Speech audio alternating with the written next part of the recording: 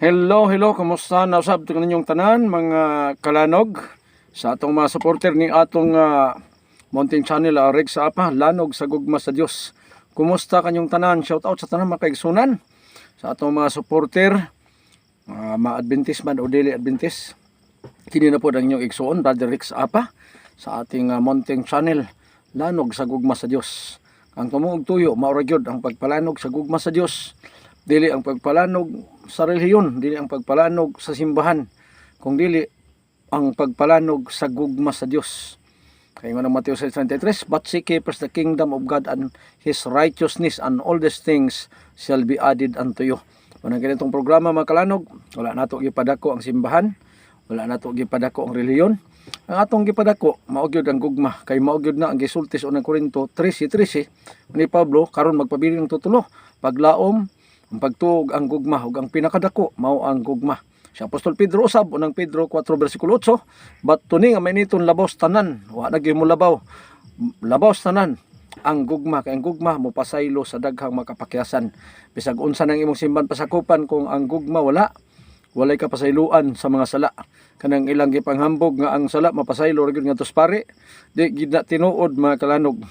1:14-15, if you love me, keep my commandments. So dinhi ra gyud kasuguan sa Dios, dinhi ra gyud ta ano man, kay mao ni ang ilhanan sa gugma. Si Roy Rosiro dyan po sa USA, maraming salamat po. Pasensya na po sa pag-abala ko sa iyo dahil hindi ko nakuha agad yung blessing na pinadala mo dahil sa miscommunication siguro. Mahina kasi ang Metrobank. Tama yung sinabi mo na mabagal kasi yung Metrobank. Pero okay na rin.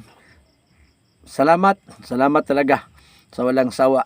Advance Merry Christmas, advance Happy New Year dyan po sa USA.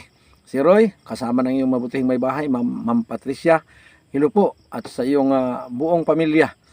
Sana bigyan pa kayo ng maraming biyaya galing sa Diyos, lalo na sa lahat yung mahaba pang buhay, dahil sa buwang ito matapos na ang 2024, at sana bigyan pa tayo ng magandang bukas sa ating Panginoon. Okay mga igsoon, pailuna kita ning adlaw lang jud. Dunay dakong hitabo mga kalanog, hitabo din sa banda sa North Cotabato. O kinsa tong taga dinhi sa dapit sa North Cotabato, nahitabo ganiyang buntag mga kalanog diha dapit sa Malasila. So ang usa na pud ka dump truck nga midaro mga kalanog sa diha pagyud banda sa may eskwelahan sa Malasila. Ug makaluluoy jud daon kaayo, kondolin sa pamilya nga napokus ang akong update nga ganiha. Pamplona family, ang asawa mga kalanog makasubo kay napikas gyud kuno ang lawas in town, kauban siyang bana ug ang usa ka bata nga murag nga naapa sa daycare mga kalanog. Una nga luoy kaayo, kondolin sa maong mga pamilya. Unya ang magulang nga gihatod kay nag-eskwela pug high school, mao ra intaw nahibilin ambot og naapa ba kay mga igsoon nga uban, basta ang mama ug papa nawala, gawas atong uban pa napay ubay-ubay. So ang driver sa mong dump truck matod pa sa mga update mga kalanog, namatay usab, nakaikyas ang helper. So makasusubo dili nato gidahom tungod kay naghinapos na gid unta ang tuig sa 2024, wala gid in town sila makaabot sa bagong tuig. So muna nga atong pasalamatan ang Dios matag karon og unya, kay wala gid nato palandunga. Ang asawa murag 37 anyos, unya ang bana murag 35. Wa pa gid in town siya makaabot, bisag 40 na lang ang panuigon. So muna nga ang kinabuhi nato walay kasiguruhan, usa ka lakang lang. Unang Samuel 20 bersikulo 3, ang kinabuhi nato dis kalibutan usa ka lakang lamang, nakamatayo na.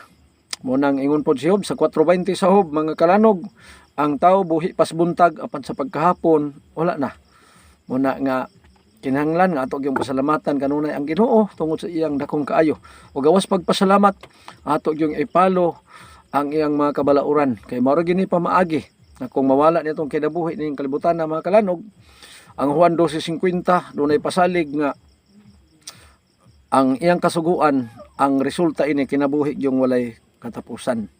So morning ang atong gipadako ni atong programa mga kalanog, mao gyud ang gugma sa Ginoo.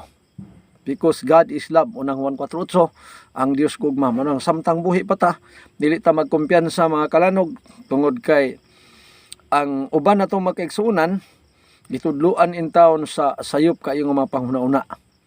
Ini mong video mga kalanog, ni ana pud tay atong klarohon ining ato nga video tungod kay mao man ni ang palanog sa gugma sa Dios. So kabahin mga kalanog, ang adlong igpapahulay sa gugma sa Dios ug gani kini mo'y gihimo niyang ilhanan, mao ni ang patik or silyo. Sumala sa Isaias 8:16, patikan mo ang kasuguan sa akong mga tinun-an. Ingon pa nila ang mga tinun-an sa bagong tugon. Wrong ano man. Kay sa Isaias 8:16 doon na mga tinun-an nya gipatikan ang kasuguan. Unsay patik sa kasuguan? Silyo. Ezekiel 20 bersikulo 20. Balaanon mo ang akong adlong igpapahulay aron kini mahimong timaan taliwala kanimo ug kanako aron kamo makailang ako siubang nga inyong Dios. Mao ning ilhanan. So di ni pwede walaon.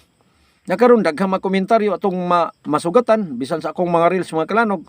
Grabe yung mga komentaryo nga ang nagsimba kuno og Sabado, ang mga nagpakahudiyo kuno, trabaho kuno ni Satanas.